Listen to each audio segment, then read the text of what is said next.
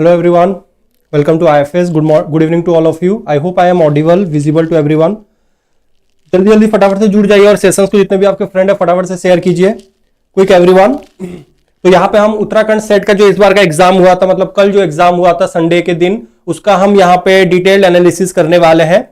उसके साथ साथ ये सेशंस आपके लिए भी बेनिफिशियल है जो भी महाराष्ट्र सेट के लिए प्रिपेयर कर रहे हैं या फिर अपकमिंग कोई भी सेट एग्जाम्स के लिए प्रिपेयर कर रहे हैं, उनके लिए भी ये सेशंस बहुत ही ज्यादा बेनिफिशियल होने वाला है. तो जल्दी से हम सेशंस को स्टार्ट करने वाले हैं, तो फटाफट से सेशंस को जुड़ जाइए ताकि आपका कोई भी एक भी क्वेश्चन मिस ना हो. ओके, फटाफट से जो भी यहाँ पे जुड़ चुके हैं फटाफट से मुझे कमेंट करके बताएंगे कौन कौन यहाँ पे मेरे साथ जुड़ चुके हैं. Everyone quick. First Aparna Rawat sir, paper 2 life science का कब होगा?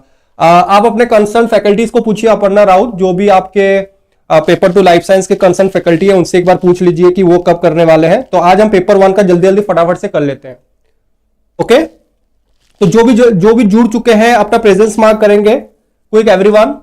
और उसके साथ साथ जो भी यहाँ पे जुड़ चुके हैं, देखिए आप जो भी महाराष्ट्र सेट के लिए प्रिपेयर कर रहे हैं पेपर 1 के लिए, यहाँ पे recorded courses, state series, lecture series आपको प्रोवाइड किया जा रहा है.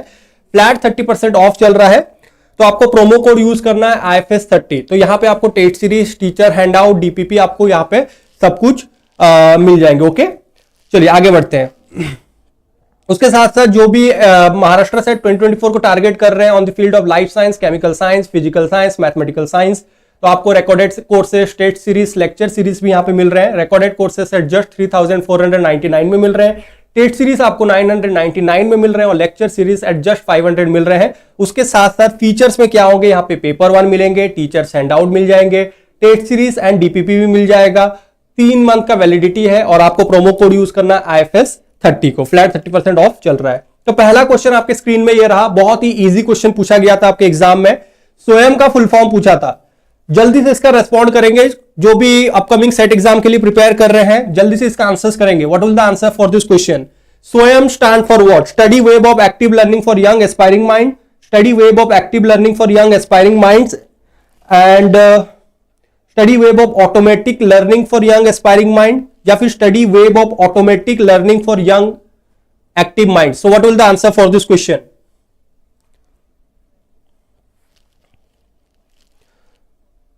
नेहा बता रहे बी. Where are others? बाकी सब कहां गए? तो इसका आंसर क्या हो जाएगा? स्टडी वेव of active learning for young aspiring mind. Option number B is the right answer for this question. Next question आपके स्क्रीन में, ये क्वेश्चन आपको पूछा था. Which of the following is the mail delivery protocol? आपको बताना है मेल डिलीवरी प्रोटोकॉल क्या है. TCP/IP, WAP, SMTP या फिर UDP? What will the answer for this question? Neha, mail delivery protocol क्या है? Very well done Neha. Okay, simple mail transfer protocol. Option number C will be the right answer for this question. तो जिन्होंने भी option number सी टिक किया था, बिल्कुल आपका answer सही है. Simple mail transfer protocol is the right answer for this question. Okay, तो देखिए TCP/IP का फुल फॉर्म क्या है. अब देखिए यहां पे मैं कंप्लीट आपको एनालिसिस करवा रहा हूं, उसके साथ साथ प्रॉपर सॉल्यूशंस भी प्रोवाइड कर रहा हूं ताकि आपका जो भी जिनका भी अपकमिंग सेट एग्जाम है उनके लिए भी बेनिफिशियल होगा. तो यहां पे देखिए TCP/IP जो है ट्रांसमिशन कंट्रोल प्रोटोकॉल है. सबसे पहले तो TCP का फुल फॉर्म याद रखिए. IP का फुल फॉर्म क्या है? Internet protocol. ओके, तो यहां पे कुछ प्रोटोकॉल्स होते हैं, कुछ रूल्स होते हैं जिसके जरिए आपका मैसेज ट्रांसफर होता है इंटरनेट में. WAP का फुल फॉर्म क्या है? Wireless application protocol. अब ये वायरलेस एप्लीकेशन प्रोटोकॉल क्या है? ये प्रोटोकॉल को डिजाइन किया गया है डिलीवर करने के लिए web content to mobile device. अब मोबाइल में जब आप वेब चलाते हो, वेबसाइट्स को ब्राउज करते हो, तो आपके लिए WAP यूज होता है. फिर ये क्वेश्चन आपको पूछा था SMTP, simple mail transfer protocol. Okay, जहां पे आप मैसेज को ट्रांसफर करते हो बिटवीन दी सर्वर्स. UDP का फुल फॉर्म क्या है? User datagram protocol. ओके, तो ये not a reliable for data transfer और यहां पे कोई भी गारंटी नहीं होता है, यहां पे कोई भी एरर चेक नहीं होता है और ये क्रूशियल डेटा के लिए सुटेबल नहीं होता है. तो simple mail transfer protocol is the specially design जो कि मेल डिलीवरी के लिए होता है. नेक्स्ट क्वेश्चन आपके स्क्रीन में, HTML is used for what? ये क्वेश्चन आपको पूछा था एग्जाम में. HTML किसके लिए यूज होता है? डेटाबेस मैनेजमेंट के लिए, वेब डिजाइनिंग के लिए, अकाउंटिंग के लिए या फिर नॉन ऑफ द अबव के लिए? सो what will the answer for this question? HTML किसके लिए यूज होता है? HTML किसके लिए यूज होता है? Yes, very well done Neha, web designing के लिए यूज होता है। नेहा आपने उत्तराखंड सेट एग्जाम दिया था क्या? नेहा आपने उत्तराखंड सेट एग्जाम दिया था क्या?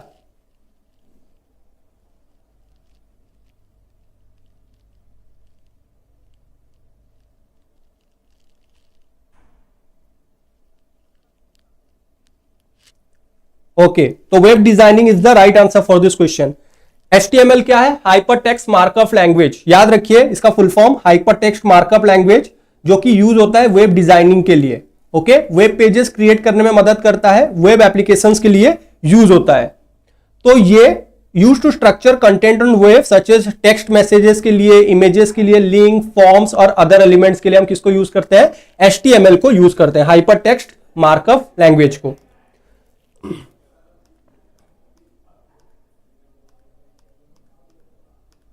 इसका आंसर क्या होगा? An extensive information system on the internet providing facility for documents to be connected to other document by hypertext link is called what?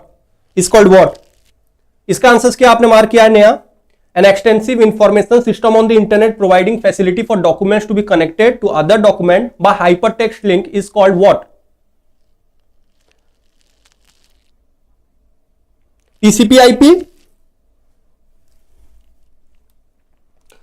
तो करेक्ट आंसर क्या हो जाएगा? World wide web, www dot. Okay, www हो जाएगा, world wide web is the right answer for this question. Okay, please ask your concern faculty. Aparna Rawat, life science के जो आपके concern faculty से उनसे पूछिए। आई होप कि आपने पेपर 1 का भी एग्जाम दिया होगा। ऐसा नहीं कि आपने सिर्फ और सिर्फ लाइफ साइंस में पेपर 2 के 100 क्वेश्चन सॉल्व करके आए थे, आपने पेपर 1 के क्वेश्चंस भी सॉल्व किए होंगे। अभी जो हो रहा है आप उसके ऊपर फोकस कीजिए। जो आपके कंसर्न फैकल्टीज हैं वो आपको डेफिनेटली आपके लाइफ साइंस के भी करवा देंगे। तो इसका आंसर क्या हो जाएगा? World wide web is the right answer for this question. Next question दिया था,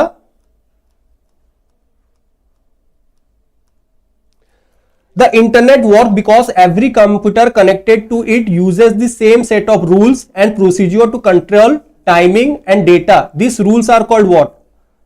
this rules are called what? TCP/IP, ISP, ISDN या फिर cyber law? What is the answer for this question? तो इंटरनेट इसलिए work करता है क्योंकि हर एक कंप्यूटर को कनेक्ट किया जाता है कुछ रूल्स, कुछ प्रोटोकॉल्स के साथ, कुछ प्रोसीजर के साथ, ताकि हम कंट्रोल कर पाएंगे टाइमिंग और डेटा को। जो रूल्स हम बनाते हैं उस रूल्स को हम क्या बोलते हैं? क्या होगा नेहा इसका answer? What is the answer for this question Neha? जल्दी जल्दी बताएंगे। देखिए इसका करेक्ट आंसर क्या हो जाएगा? TCP/IP will be the right answer for this question. Transfer control protocol, internet protocol is the right answer for this question. तो TCP/IP का फुल फॉर्म क्या है? Transmission control protocol, internet protocol. ये कुछ rules होते हैं, प्रोसीजर होते हैं, जो कि हर एक कंप्यूटर को कनेक्ट किया जाता है इंटरनेट के साथ, जहां पे आपका डेटा किस तरीके से फ्लो हो रहा है उसको कंट्रोल करने के लिए यूज होता है। अगर आपने TCP/IP को टिक करके आए हो तो आपका आंसर सही है। Next, in a 3 years UG program, how many entries exist are recommended by NEP 2020? जल्दी से इसका आंसर बताएंगे। What will the answer for this question? Quick, everyone.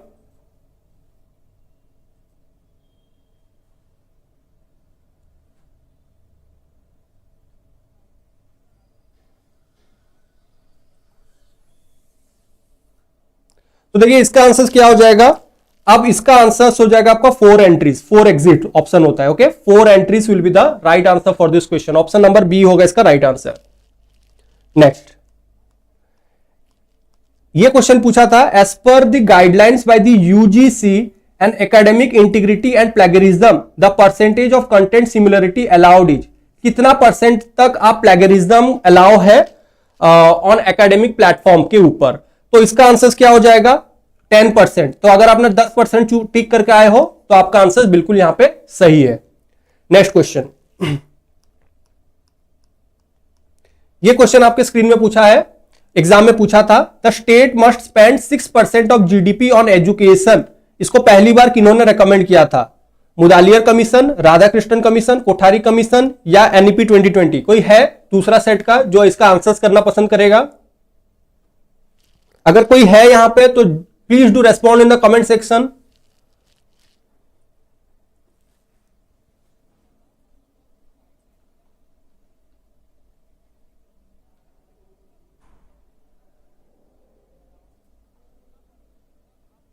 तो Kothari commission is the right answer for this question. अगर आपने Kothari commission टिक करके आए हो तो आपका आंसर सही है।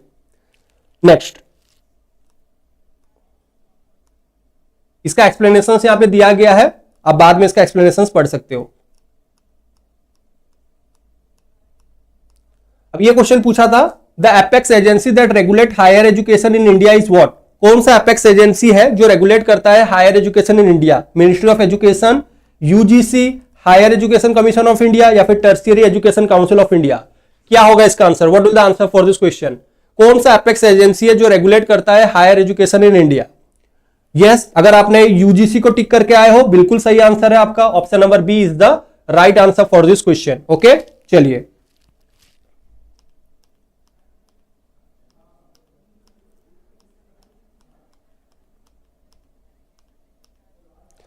नेक्स्ट क्वेश्चन दिया था, in a NAAC grading which what is not considered as a factor. अब देखिए, हर कॉलेजेस, हर यूनिवर्सिटीज का एक नैक एक्रीडेशन होता है, तो नैक एक्रीडेशन में किसको कंसिडर नहीं किया गया as a factor? Teaching learning process, placement of student, publications by faculty या फिर eminent status granted by the government of India? What will the answer for this question? किसको कंसिडर नहीं किया गया है? Which of the following is not considered as a factor? Teaching learning process, placement of student, publications by faculties या फिर eminent status granted by government of India?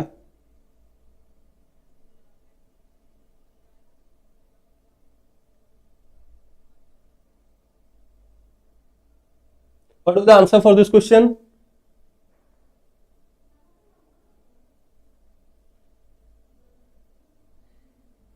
Nobody is here, कोई भी नहीं है। तो देखो, इसका आंसर क्या हो जाएगा? Option number D is the right answer for this question. Okay, eminent status granted by government of India. बहुत इजी क्वेश्चन है। ओके, यहां पे मैं गारंटी के साथ बता रहा हूं, जिन्होंने पेपर वन के ऊपर थोड़ा सा फोकस किया होगा, थोड़ा सा पेपर वन को अच्छे से पढ़ के गए होंगे, 35 प्लस राइट करेंगे आराम से। 35 प्लस आराम से क्वेश्चन को राइट करेंगे यहां पे। ओके, तो एमिनेंट स्टेटस जो है granted by the government of India is the right answer for this question. Next,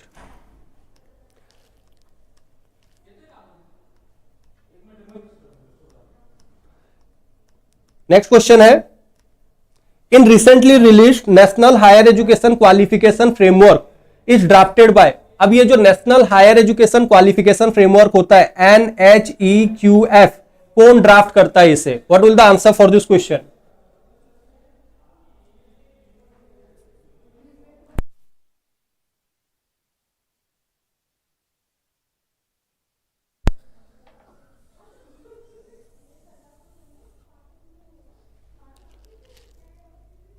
So what will the answer for this question? Aparna, Neha, paper one आपने दिया था कि नहीं दिया था? आंसर्स क्या मार्क किया था बताइए, यहीं पे तो आपको पता चलेगा कि आपका कितना स्कोर होगा पेपर वन में।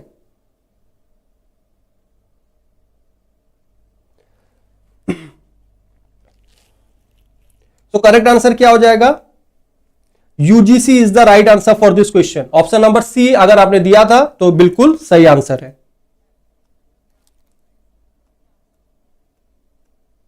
यहां पे इसका एक्सप्लेनेशन लिखा गया है, बाद में जो बाकी के सेट एग्जाम्स के लिए प्रिपेयर कर रहे हैं आप इसे रीड कर सकते हो। इसका पीडीएफ आपको कहां पे मिलेगा? आईएफएस के वेबसाइट में मिलेगा। Do visit the IFS website.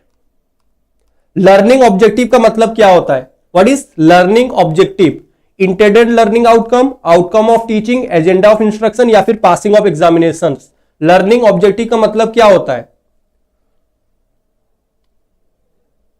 What is the learning objective means? Ilma Malik, आपने दिया था इस बार का एग्जाम? उत्तराखंड सेट एग्जाम दिया है या नहीं दिया है?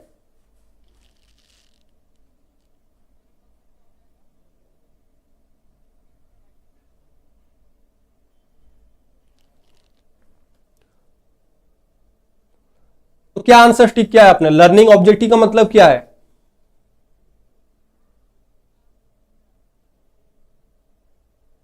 तो learning objective is the intended learning outcome is the right answer for this question. Option number ए।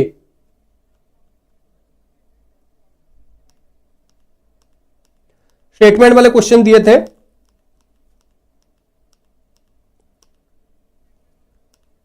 यहां पे inclusive education promote mainstream of differently abled learner, true और false. We must not have special educational institution to promote mainstreaming of differently abled learning, true और false. तो क्या answer mark किए हो? What is the answer for this question? जितने भी यहां पे जुड़े हैं, do respond in the comment section. देखिए इसी प्रकार के क्वेश्चंस आपके अपकमिंग सेट एग्जाम में आएंगे। अब जिन्होंने एग्जाम दे के आए हो ठीक है, अब जिनका आगे आने वाला एग्जाम है रेस्पॉन्ड करने का कोशिश करो। ये एग्जाम से पहले आपका मॉक टेस्ट है। Okay, so option number D is the right answer for this question. Inclusive education क्या प्रमोट करता है? सभी को साथ में लेके चलना है, जो डिफरेंटली एबल्ड लर्नर है उनको भी साथ में लेके चलना है। और यहां पे लिखा है we must not have special educational institutions, बल्कि हमें स्पेशल एजुकेशनल इंस्टीट्यूशंस होना चाहिए। इनके लिए, डिफरेंटली एबल्ड लर्नर के लिए। फॉल्स, और ये सही। तो option number D is the right answer for this question.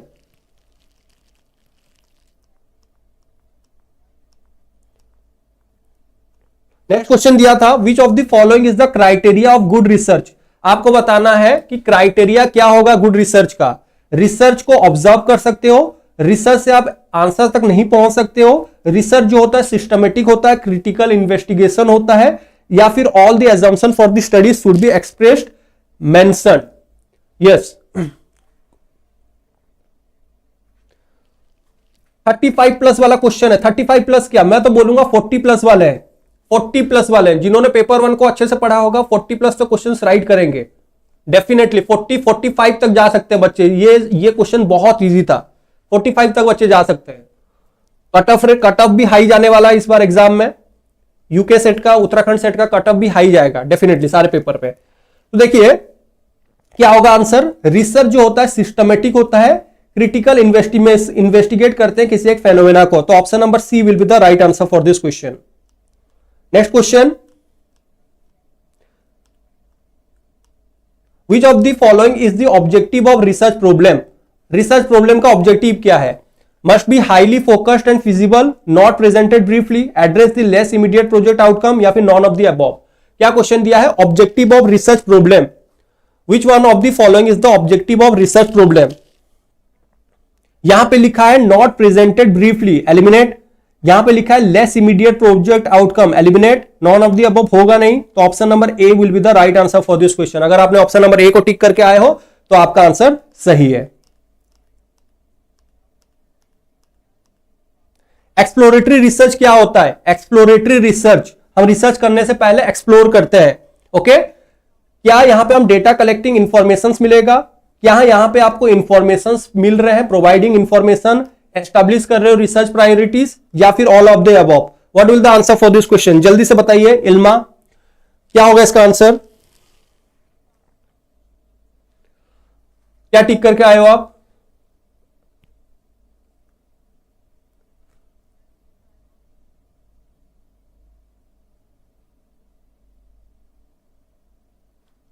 Very well done, Ilma. Option number D is the right answer for this question. All of the above is the correct answer for this question. Next question दिया है type 1 error. Type 1 error हम किसे बोलते हैं? Type 1 error is defined as the probability to what? Ilma, what will the answer for this question? Type 1 error को हम क्या define करते हैं? Reject the hypothesis when it is true, reject the hypothesis when it is false, accept the hypothesis when it is true, या फिर accept the hypothesis when it is false. क्या आपने टिक किया है? टाइप 1 एरर क्या होता है? टाइप 1 एरर, टाइप 2 एरर हमने पढ़ा है, सब कुछ पढ़ा है। मतलब जो क्वेश्चंस आ रहे हैं ये हर सेट के क्वेश्चंस कहीं ना कहीं तो हमने इसको पढ़ा ही है। जल्दी से बताइए क्या आंसर आपने टिक किया है? इसका आंसर होगा, अगर आपने ए टिक किया है, ए टिक किया है तो आपका आंसर सही है। Reject the hypothesis when it is true, सही था और हमने उसको क्या कर दिया? रिजेक्ट कर दिया। ओके, सही था और हमने उसको रिजेक्ट कर दिया। तो option number A will be the right answer for this question. Next question है, which one is the first section of the research paper. Research paper में पहला सेक्शन में क्या होता है? इंट्रोडक्शन होता है, मेथोडोलॉजी होता है, एब्स्ट्रैक्ट होता है, या फिर एनालिसिस होता है? रिसर्च पेपर का पहला सेक्शन में क्या होता है?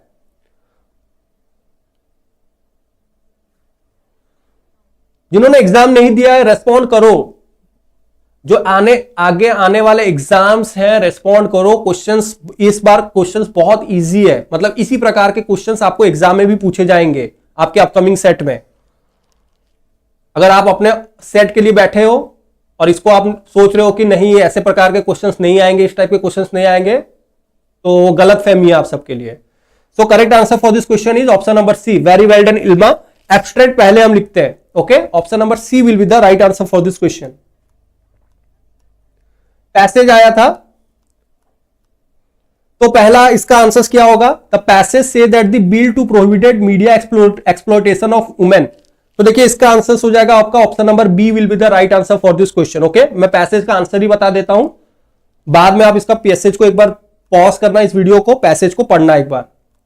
फिर नेक्स्ट क्वेश्चन दिया था, feminine sex appeal is used in the advertisement to what, okay, get the attention of the prospective customer. Option number A will be the right answer for this question. फिर आया था आपका question number 21, denigration in the phrase denigration of womens means what? Denigration of womens means what? Tarnishing a good image, tarnishing a good image. Option number D will be the right answer for this question. Next question, which of the following media can be labeled as the worst in the denigration of women? तो इसका answer क्या हो जाएगा? Films. Films will be the right answer for this question.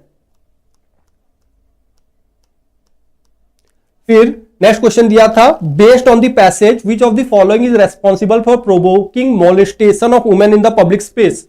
Emulations of film in the real life. Option number B will be the right answer for this question. Communications needs a what? जो communication है क्या चाहिए? Sender, receiver, channel या फिर all of the above? Communication needs a what? एक sender चाहिए, एक receiver चाहिए, एक channel चाहिए या फिर all of the above? तो देखिए इसका आंसर क्या हो जाएगा? Option number D will be the right answer for this question. Microphone क्या है? हाई फाई इंस्ट्रूमेंट है। फाई का मतलब क्या है? फाई का मतलब क्या है? क्या टिक किया इल्मा आपने? फाई का मतलब क्या है?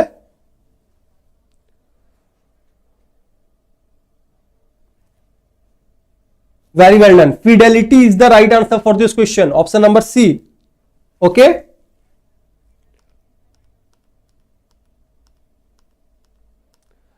फिर नेक्स्ट क्वेश्चन दिया है, in which year UGC started educational program on TV?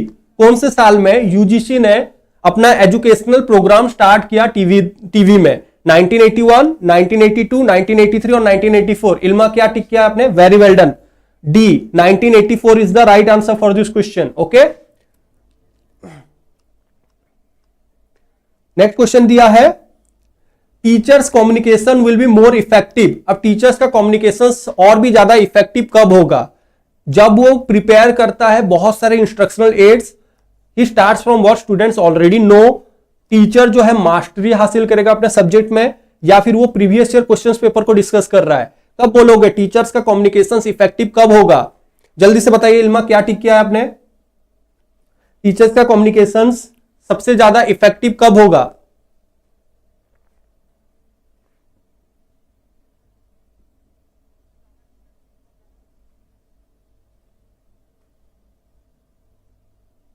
तो देखिए इसका आंसर हो जाएगा option number B will be the right answer for this question. He starts from what students already know, okay. एक चीज आपको पता है और मैं उस चीज को और एलाबोरेट करके पढ़ा रहा हूं, तो teaching communications will be effective, okay, engaging होगा। तो option number B will be the right answer for this question. Communication will be effective if it is what? Communications कब आपका इफेक्टिव होगा? डिलीवर कर रहे हो अप्रोप्रिएट मीडिया के जरिए, स्लोली एंड क्लियरली डिलीवर कर रहे हो, रिसीव कर रहे हो इमीडिएटली, या फिर रिसीव कर रहे हो as intended by the sender. Communication कब इफेक्टिव होगा? कम्युनिकेशन कब इफेक्टिव होगा?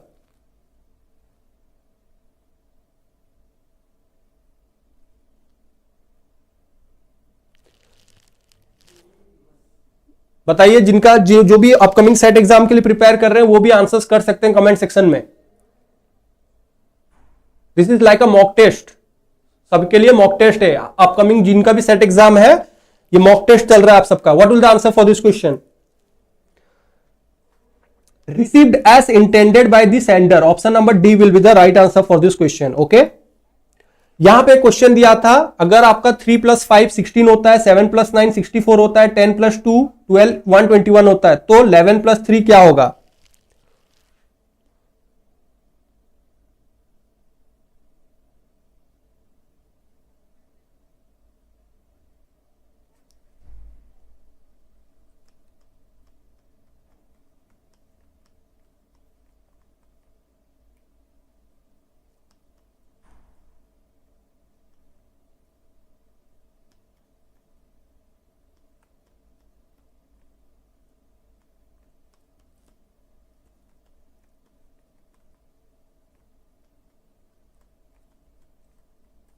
Option number B is the right answer for this question. Okay, तो जिन्होंने भी ऑप्शन नंबर बी टिक करके आए हो, आपका आंसर सही है। फाइंड द मिसिंग कैरेक्टर, आपको बताना है यहां पे मिसिंग कैरेक्टर क्या है among the given alternatives. Missing characters क्या होगा? 6 + 3 9, 9 का स्क्वायर 81, 6 2 8 64, 8 का स्क्वायर 64, मतलब 8 9 10 11, 11 11 का square 121। Option number C will be the right answer for this question. Option number C is the right answer for this question. Next question है D, D के बाद ई, ई के बाद एफ। ओके, फिर उसके बाद यहां पे देखो जे आई, एफ के बाद आएगा आई। ओके, फिर उसके बाद क्या आएगा? X Y Z.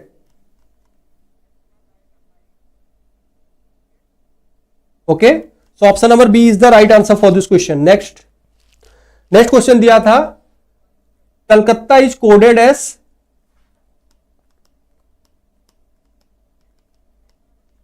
LQOOFZH, तो वाराणसी किस तरीके से कोड होगा? वाराणसी किस तरीके से कोड होगा? के के बाद एल आ रहा है, डब्ल्यू आएगा, डब्ल्यू आएगा, OPQ ABC WC, okay, LMNO दो को छोड़ के, RSTU, फिर उसके बाद KLMN 3 बढ़ रहा है, मतलब यहां पे ए के बाद BCD BCDE, फिर उसके बाद अभी तक नहीं हुआ है, तो मतलब यहां पे फिर आपको देखना पड़ेगा, 4 हो गया, मतलब ए के बाद आपका एफ आ रहा है, ए, तो क्या होगा इसका आंसर?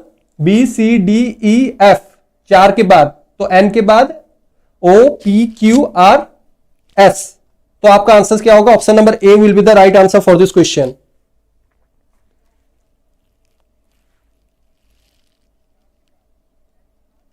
अब ये क्वेश्चन सही है कि गलत है, मेरे को एक बार बताएंगे? आई थिंक ये क्वेश्चन मेरे को थोड़ा गलत लग रहा है। यहां पे लिखा है A is the father of C, X is the son of Y, फिर दिया है ई।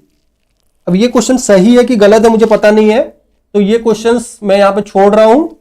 आई थिंक इसका आंसर होगा आपका sister in law, sister in law होगा आई थिंक आंसर इसका। ये आंसर सही है कि ये क्वेश्चन मेरे को आई थिंक गलत लग रहा है, क्योंकि ई के बाद कुछ दिया नहीं है। ई के बाद कुछ दिया था क्या?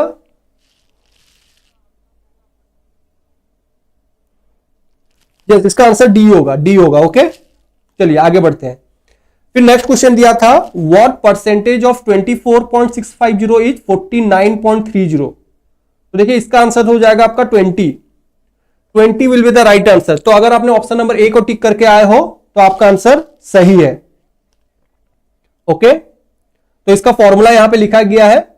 परसेंटेज आप कैसे कैलकुलेट करते हो? पार्ट को डिवाइडेड बाय होल, तो यहां पे परसेंटेज कितना दिया है? 49.30। 49.30 को आप होल के साथ डिवाइड करोगे, इंटू 100 कर दोगे, तो आपका आंसर कितना आ रहा है? 20% आ जाएगा यहां पे। नेक्स्ट क्वेश्चन दिया था in which of the following state the Kaiga nuclear power plant situated. Kaiga nuclear power कहां पे सिचुएटेड है, ये क्वेश्चन आपको पूछा था। महाराष्ट्र, कर्नाटका, आंध्र प्रदेश या फिर केरला? हाई जाएगा Alaknanda Rana, cut off high जाने वाला है, क्योंकि मेरे को तो पेपर 1 के क्वेश्चंस बहुत इजी लग रहे हैं। ओके, और बच्चे इसको इसमें राइट भी किए होंगे। तो थोड़ा सा, अगर आप किससे बिलोंग करते हैं, आपका पेपर 2 क्या है, 60% मान के चलिए। अगर 60% रख रहे हो, इतना जा रहा है आपका, तो फिक्स्ड है, आपका एग्जाम क्लियर है। हिंदी, ओके, कमेंट सेक्शन में बताना किसके कितने क्वेश्चंस राइट हो रहे हैं। ओके, एक बार कंप्लीट हो जाने के बाद पेपर 1 तो मैं यहां पे बता दूंगा, 50 से आपके कितने क्वेश्चंस राइट हो रहे हैं आप कैलकुलेट कर सकते हो। उसके बाद आपका पेपर 2 का भी बता लेना, पेपर 2 में कितना हो रहा है, उसके बाद मैं आपका बता सकता हूं कि कट ऑफ कितना जाएगा। 60 मान के चलिए, 60 सब कोई टारगेट रखिए, 60% टारगेट रखिए। अगर इतना आप स्कोर कर रहे हो, मतलब you are on the safe zone, आप सेफ जोन में हो। तो इसका आंसर क्या हो जाएगा, Karnataka is the right answer for this question, option number B. Bhopal disaster कब हुआ था, भोपाल डिजास्टर कब हुआ था? अब एक नेटफ्लिक्स में एक वेब सीरीज भी आया था, राइट, नेटफ्लिक्स में एक वेब सीरीज भी आया था, आपने देखा होगा, रेलवे मैन के ऊपर। तो भोपाल गैस ट्रेजेडी कब हुआ था, 1982 में, 1984 में, 1986 में, या फिर 1980 में? Yes, 1984 is the right answer for this question, option number B. चलिए देखो, ये क्वेश्चंस भी इंपॉर्टेंट है, नेक्स्ट टाइम आपको ये भी पूछ सकते हैं, कितने लोग मरे थे? ऑलमोस्ट अराउंड 15,000 से लेके 20,000 लोग मरे थे। और कौन सा केमिकल लीक किया था, कोई बता सकता है? ये क्वेश्चन भी आपको नेक्स्ट अपकमिंग सेट में पूछे जा सकते हैं। गैस का नाम बताओ, गैस कौन सा था? मिथाइल आइसोसियानाइड। ओके, ये भी याद रखिए। नेक्स्ट क्वेश्चन है, who among the following has written the famous book Malgudi days? Malgudi days किसने लिखा था? R K. Narayan. Option number A will be the right answer for this question. Okay, अगर आपने ऑप्शन नंबर ए टिक करके आए हो तो बिल्कुल सही है, R K. Narayan is the right answer for this question. Next question दिया था, which of the following disorder result from arsenic toxic? Arsenic के वजह से क्या देखने को मिलता है? आर्सेनिक के वजह से क्या देखने को मिलता है? स्किन डिजीजेस देखने को मिलता है, स्किन डिजीजेस। याद रखिए, अगर आपने ऑप्शन नंबर ए टिक करके आए हो तो आपका आंसर सही है। Okay, disorder of skin. Next question दिया था, which of the following are the harmful result of the use of insecticides in agriculture? Okay, harmful result क्या है? अब ये क्वेश्चन भी मुझे थोड़ा सा आई थिंक टाइपो एरर लग रहा है, एक मिनट रुको, मैं एक बार इसको देखता हूं।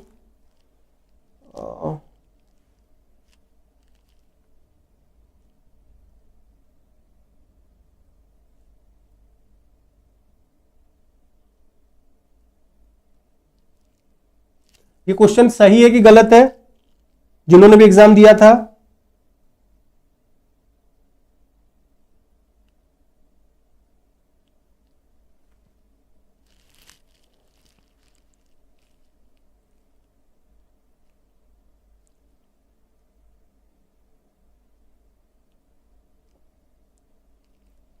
बता सकता है ये क्वेश्चन सही है कि गलत है? देखो, ये तो एक तो ये करता है किल माइक्रोफ्लोरा इन द सॉइल, ये तो होगा ही होगा। आई थिंक ये इसमें टाइपो एरर है। उसके साथ साथ सॉइल फर्टिलिटी भी रिड्यूस होता है,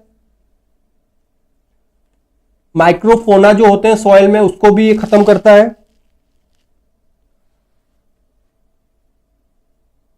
3 और 4 तो आएगा, 3 और 4 तो आएगा।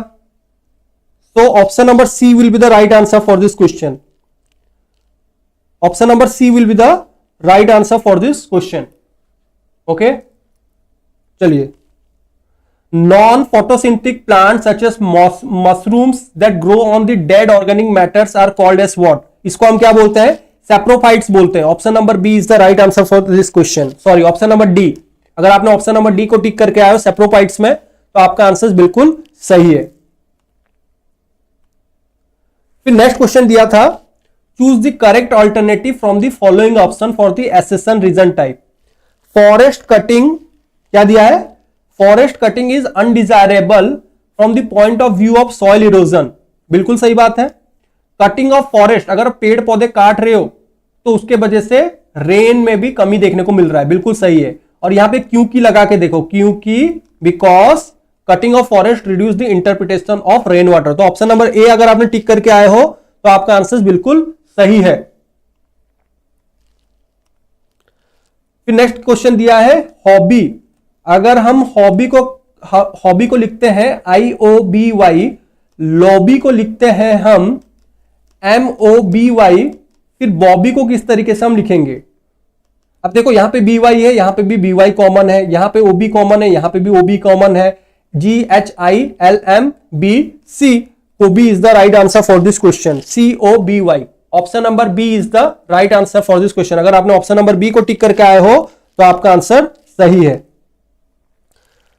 विच diagram represent the relationship among games, hockey and mathematics?